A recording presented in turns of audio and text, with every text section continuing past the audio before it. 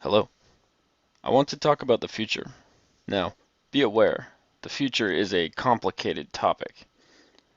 I'm basically, with this video, creating a kind of broad template. I'm purposefully not covering all the particulars. It would be much longer than it already is, trust me.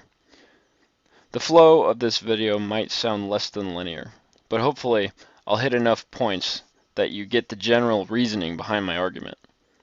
I'll state my argument and then describe the result, should my argument prove correct. As you listen, if you have a suggestion about a video addressing a particular aspect of this idea, feel free to suggest it in the comments. I'll be expanding on this idea in the future anyway, but I'd like to know if you, the listener, want to hear about something specific. Now, on to the discussion. I've heard a lot of talk in the community for a while about an impending collapse of civilization. A lot of it stemming from the correct assumption that men are the glue, the strength and foundation that holds society together, and that women are as a whole so irresponsible that big government will eventually collapse under its own weight, or eventually men will no longer be available to do the work required to keep civilization together. However, we are living in a new paradigm. Look at the great civilizations now piled high on the rubbish heap of history. Rome is the first great republic we all likely think of. It was a modern culture, thriving. It controlled the world. It produced so many of the great things that built the modern world, from technological advances such as aqueducts, road systems, representative government, great writing, history, and science. Then, well, religion happened. Constantine undermined much of Roman allegiance by putting the Christian God above himself. The Roman Empire was divided into eastern and western territories, and eventually Rome fell to the Germanic barbarians. The cause of the collapse of the Roman Empire were many, including inflation, piracy, trade disruptions, poorly defended capital at just the wrong moment, loss of military control, divided religious practices. The list goes on. Great empires never tend to fall for one reason or one other. It always tends to be a dirty snowball that builds and builds until finally, reaching critical mass, the little snowball has become an avalanche which can't be held up against any outside invader. Most of the time, the final move is invasion, which causes leadership and ownership to change hands. Now, back to the present. I don't think society will fall or collapse. There's a critical factor we live with now, which has never existed before in history: globalization. Globalization has exported sovereign currencies for world trade. Why does this matter? One currency affects another. It is in every nation's best interest to ensure that no sovereign reserve currency simply collapses overnight.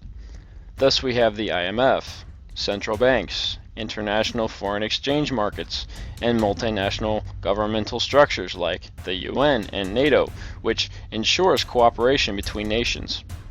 With so much cooperation and interdependency, it is unlikely that any major Western power can collapse with any sudden momentum. Secondly, multinational companies provide goods and services to nations on multiple continents. Take the standard Republican obsession with our public debt, which is now over 100% in the US, and the automatic assumption that China can destroy us because they buy all our debt. Well, sorry to tell you all, but China owns about as much of our debt as Japan. It varies around $2 trillion for both countries combined, and has for a while now. And they are the largest foreign individual owners of our debt notes. Does anyone really think that China is buying our debt to fund the federal deficit? No. The Fed buys treasury notes to fund the government. Social Security is borrowed from private investors, and banks buy treasury notes. We owe ourselves, essentially. Foreign debt is not a major concern, and as such, foreign countries owning our debt is really not a threat at all to our economic or political stability. The problem is really about investor confidence. If we default on our debt payments, our currency, stock market, international trading position, and other major factors could be at risk due to a lack of trust that the full faith and credit of the US is not risk-free, as it is considered to be now. The point is, the boy is crying wolf. No, the sky is not falling, and we aren't on the brink of a currency crisis, as you might hear in the news. The US dollar is very strong, which really says more about the global economy than the US. Our shit smells better than everyone else's shit, but it's still shit. Please don't eat it. There's so much interdependency on supply lines, both to wholesale and retail customers, and international collaboration with multinational companies, as I spoke to earlier. A collapse of one major power means severe economic hardship for another. As such, all involved nations are keen to keep things running smoothly. Most commodities are traded in international trading houses, and spot prices are set by traders around the globe. If one country can't supply itself with enough, say, grain, there are many alternatives. As such, no major state is left without options to feed and run itself, assuming its currency doesn't encounter runaway inflation like Venezuela is dealing with now. But again, there are fixes for this too. Just look at Greece. Finally, knowledge is becoming standardized. Major Western powers have a well-entrenched history of human rights codes, starting with the Nuremberg Code of Ethics, onto which piled a mountain of research and textbooks all about what and what not to do. Science and technology development are often collaborative ventures, with many states finding cooperation is far more beneficial to its respective bottom line, and thus, unlike the Cold War, major technology wars are becoming less and less onerous as time moves forward.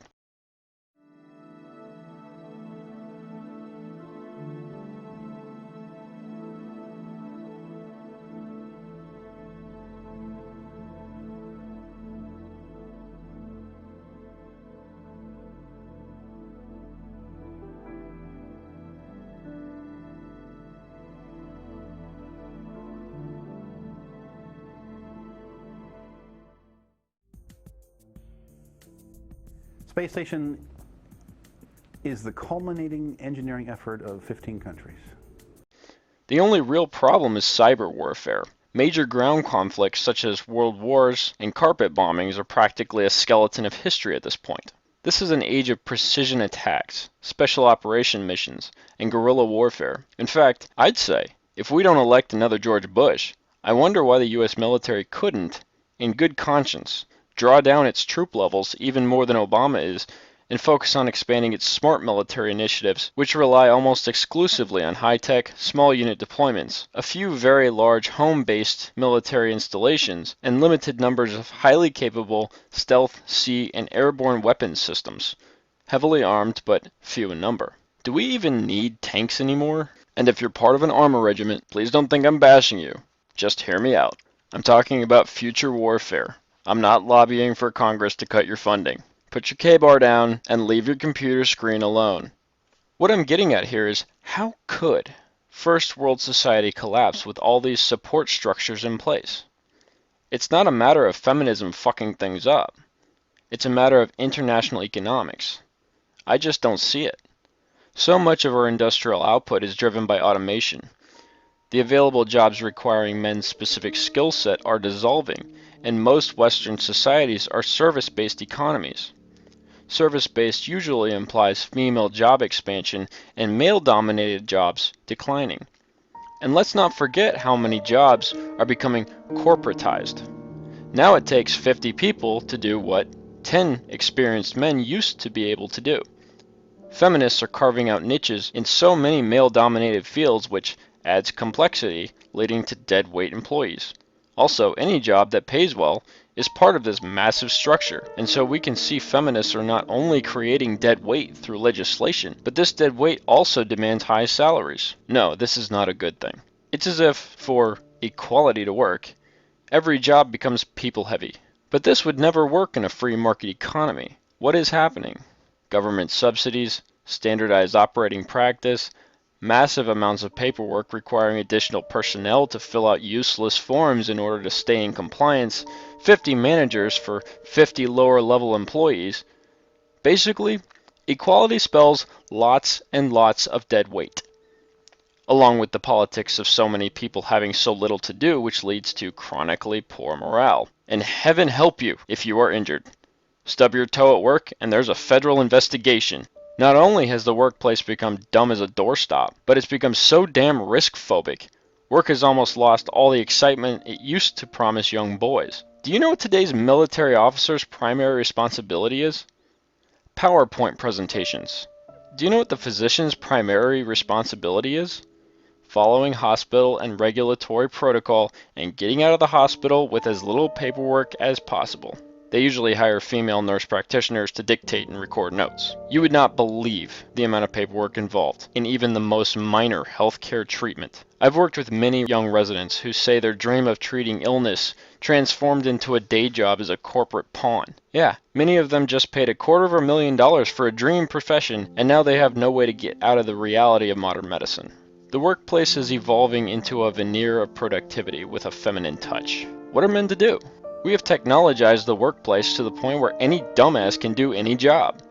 All you need now is enough education on paper and you can get the job, which tends to be following directions and learning the computer system. Men aren't generally interested in doing pointless bullshit to get a job they know will be dissatisfying, but women are more than happy to plug into the system, go through the motions, and receive their empty congratulatory letters, along with an invitation to the company picnic, where they can show off that great blouse they just bought. Eventually they die. What a life. My point here is, men are not holding this modern society together. Society is now a shadow of free market economics, engulfed in a centrally planned model.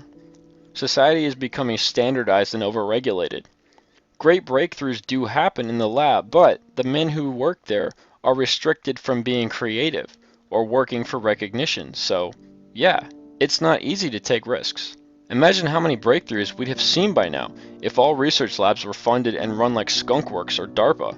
The world has been moving towards centralization and standardization. In the spirit of cooperation and inclusion, the various federal governments are playing a more active role. Originally in the United States, the Articles of Confederacy established each of the United States as independent and sovereign. Then the Federalists pushed the Constitution to replace these articles. The Federalists created a central government. Central governments have a knack for not letting citizens ignore it. Over the last 228 years, federal encroachment has been growing. As of 2015, the Code of Federal Regulations contains 70,000 pages of regulations. This is not the U.S. Code, but all the regulations created by federal bureaucrats. According to the Washington Free Beacon, federal agencies issued 3,554 new regulations in 2014 alone, which is 16 regulations per law passed by Congress.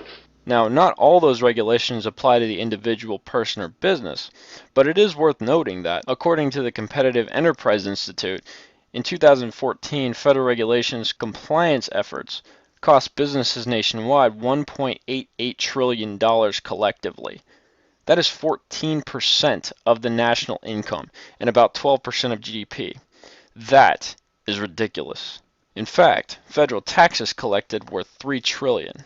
So the cost of doing business in the U.S. is estimated to be more than half of all tax revenues collected by the federal government.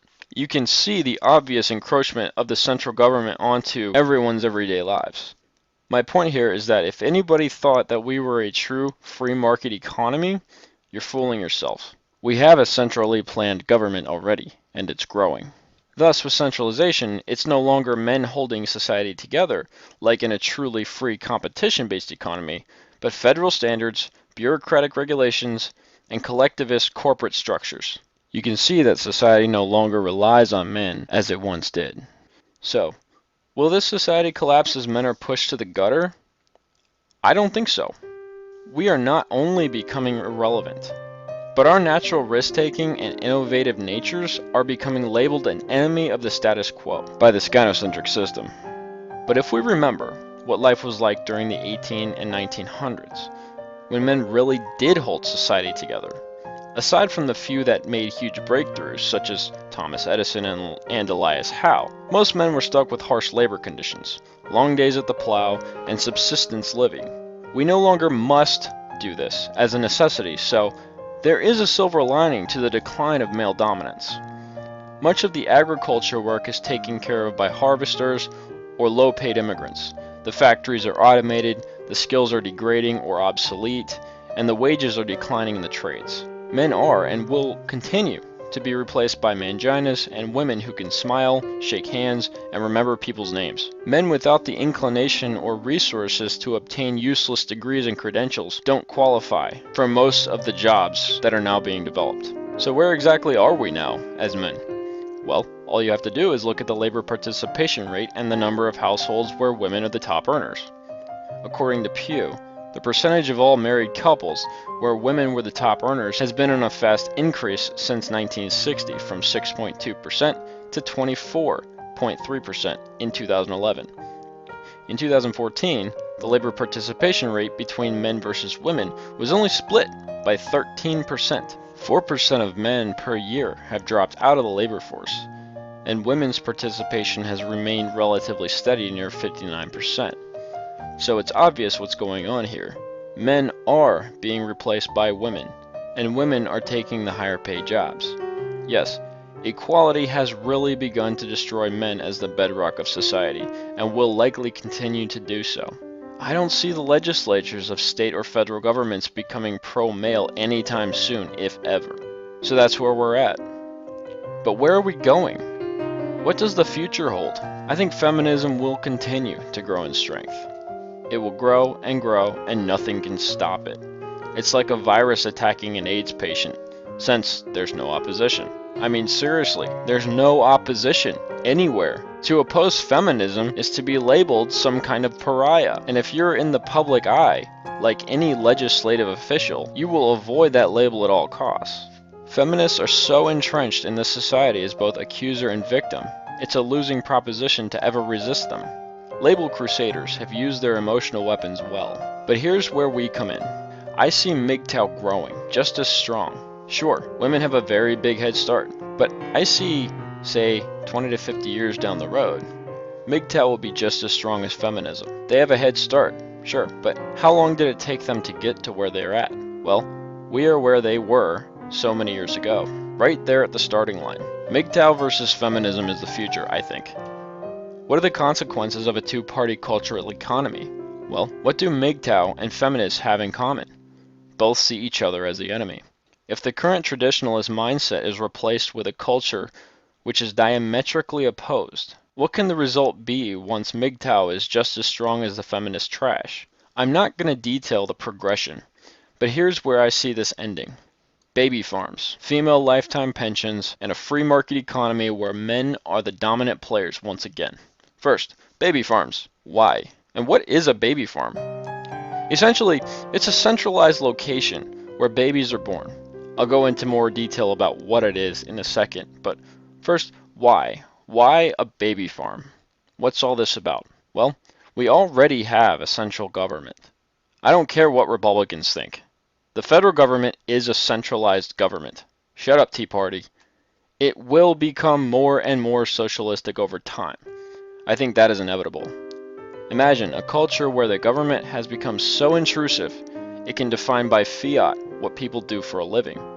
Imagine the feds in the year 2075 have a 5-year plan.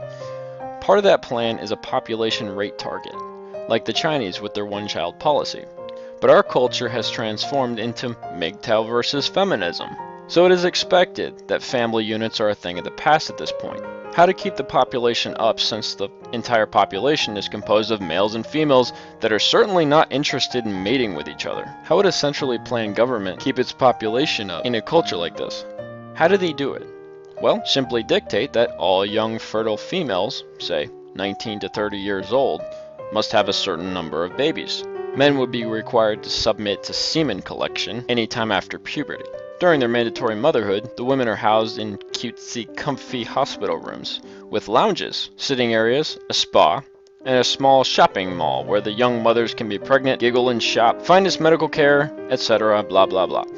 After the woman fills her quota, she is given a pension for life, complete with housing, medical and dental, and free public transport. Don't know if cars will even be around by then, with all the green agendas out there. Women get the life they want, are taken care of by daddy government, and they are just happy to be part of the system, as women are wont to do. A life of shopping and leisure, what more could a woman want? And of course, women could be child care takers, etc., if they so choose. Men could take the role of instructor and teacher for these kids. The children are housed in large care centers, complete with gyms, schools, and markets, where they learn all about money management, industry and history, etc. I could see child collectives where they are essentially in a boarding school until they're 18 and old enough to work or get pregnant. What about industrious women? How about state-sanctioned brothels and escort services? Men would still need sex after all, but with no marriage risk. State-mandated health checks of the women and mandatory hysterectomies after the baby farm. Men have all the sex they can pay for and never risk a thing. Of course, women can have their designer clothing shops, wine bars, art galleries, bullshit like that. So, that's women. Where do we fit in this possible future? First of all, once MGTOW-oriented men are equally strong as the feminist opposition numbers, men will inevitably take over the government. I mean, hell, once the female emotional weapons are irrelevant, what can they possibly do to solidify their strength against MGTOW men? They will lose their power precipitously in legislatures once MGTOW come to power. The strong will always dominate the weak. What will there be for men to do under a MGTOW-led legislature? Well, men are driven to build, create, progress. The technology sector will certainly be booming, as will the research industry. Opportunities for new construction methods, medical technology, there will be a vast amount for us to sink our teeth into. So just as the government mandates female pregnancies, under MGTOW-oriented male leadership, it also mandates male productivity. This is only bad news for male feminists and the extreme right, after all. Legislation for this could look like men are required to work and be productive, but they have free choice of any state-funded job training program. Any job, take your pick. MGTOW being equally powerful, we could dominate the legislature and make this happen. Military would still be necessary, though aside from small conflicts, I don't see it being very big. Space exploration, power generation, engineering, and of course, we need lots of men to build, run, operate, and maintain all that stuff.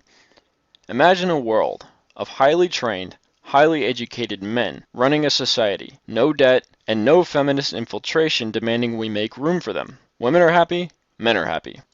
Now, I'm not saying no women need apply, but healthy men would be required under law to work. Therefore, they have priority for the training programs. For women, work is optional, and so they must be last in line.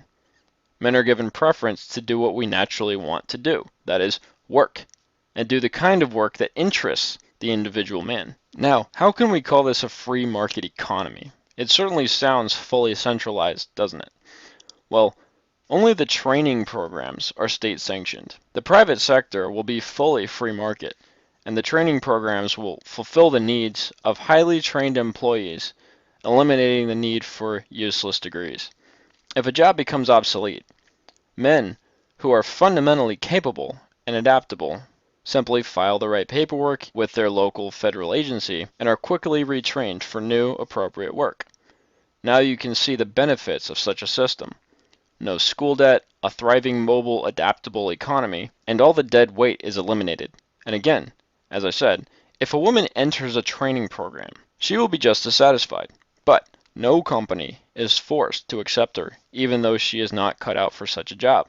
She will have to prove herself in the same training program with the same standards as any man before she is allowed to be placed into an open company position. As for discrimination, since this is a government hiring platform, no company will know whether this is a female or male employee. Thus, the potential for discrimination is eliminated. Remember, this centralized system is the product of our current anti-discrimination laws, and thus, these laws should remain in force in the future. Honest hiring can only really be experienced when all employees are reduced to a number, trained to the same standard, and are only separated by their performance scores. Neither will companies required to have stacks of dead-weight jobs cluttering up their payrolls. This is, I think, the outcome of a MGTOW-dominated government. So, why do I think MGTOW is inevitable? Why do I see MGTOW as the natural opposition to eventually counter feminism? I think feminism will eventually become so toxic to every man associated with it. Men will wake up to it. All of them. But what can they wake up to? Traditionalism is pretty much the only other option. Traditionalism is going away as religion gets overrun by atheism. Just as certain ideologies disappear with each generation, I think the traditionalist mindset will equally become extinct with time. All that will eventually be left is political ideologies. I think the family unit will be seen as nothing but dead weight by both sides, should MGTOW and feminism dominate the landscape. Both left and right voting blocs will be looking for representatives to protect their relative autonomy. With the feminist side already well entrenched, men will be looking for representation.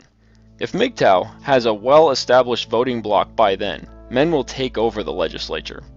I don't see any other current political ideology that could ever directly contrast the definitively feminine ideology which dominates the legislature. And considering the indoctrination this current generation has, can anyone ever see an end to it? Only MGTOW directly counters such an ideology. One day it will become so toxic, men will wake up and smell what the vagina has cooked, and it will taste just as rancid as it smells. So, to sum up this possible future, women naturally want to give birth. Men naturally want to work.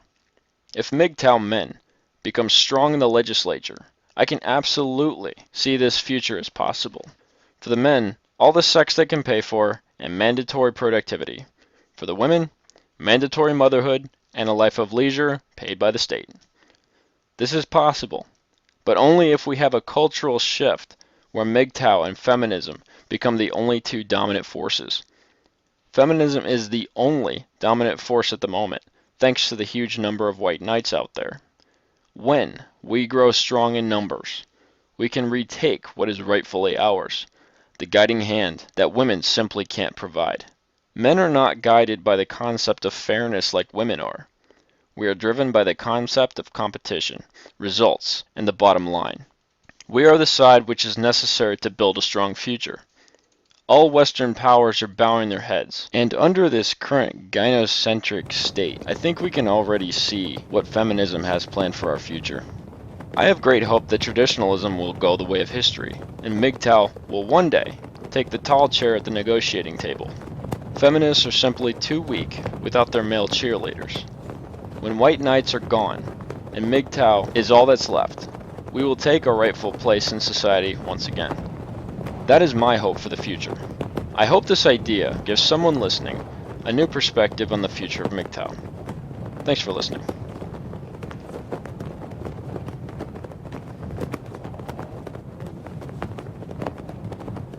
MGTOW is the awakening philosophy to bring every good man out of his chains, grow to power, and lead himself or his people with humility.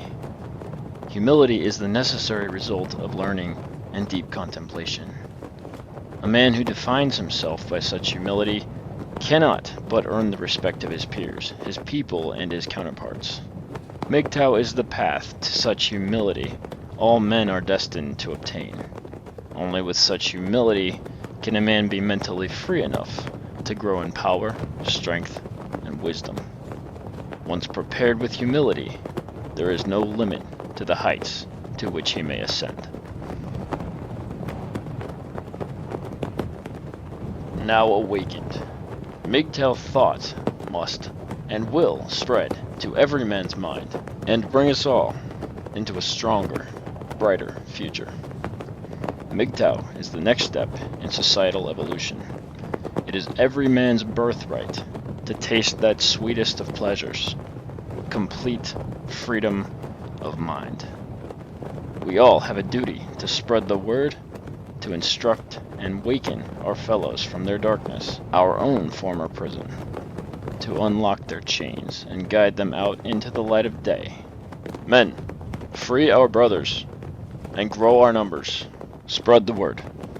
MGTOW forever.